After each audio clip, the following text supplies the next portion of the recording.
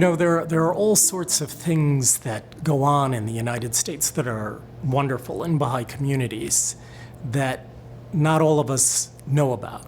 And I suspect that there are many instances where the genuine friendship that Baha'is extend across racial lines are regarded as distinctive.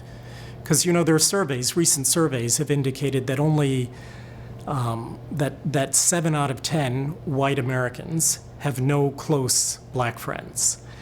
And 4 out of 10 black Americans have no close white friends.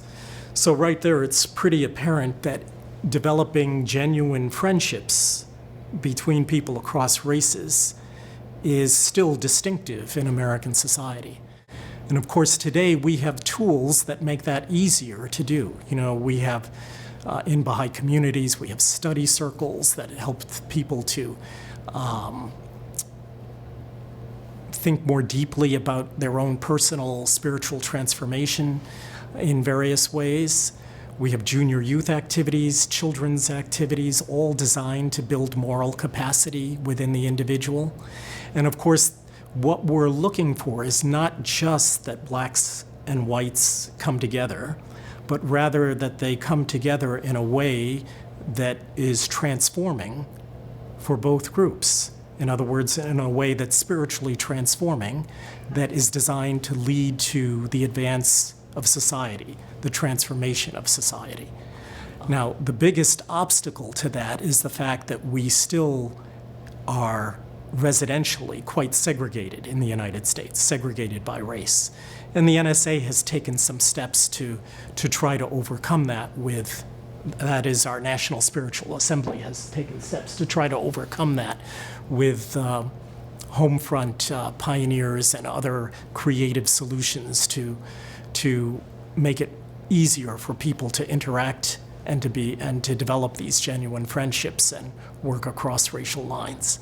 There are certain things built into what we see in movies and television programming that are not healthy for overcoming racial bias.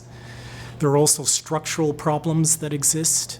Residential housing that is segregated oftentimes results in poor black neighborhoods that have, and of course in the United States, public education is funded through local real estate taxes. So as a result, poor neighborhoods are funding poor schools that are underfunded, and individuals get a poorer education in those schools. They end up having poorer opportunities, and therefore, in the long run, end up in the very same neighborhoods that they grew up in without much of a chance for advancement.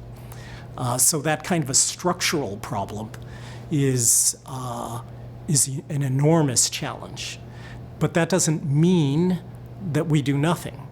Certainly, in the Baha'i writings, the total embrace of the concept of the oneness of humanity, there's no compromise with that principle.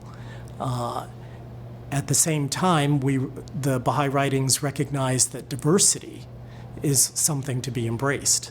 So there is a beauty in diversity. There's a beauty in there being white, black, brown, yellow people across the planet.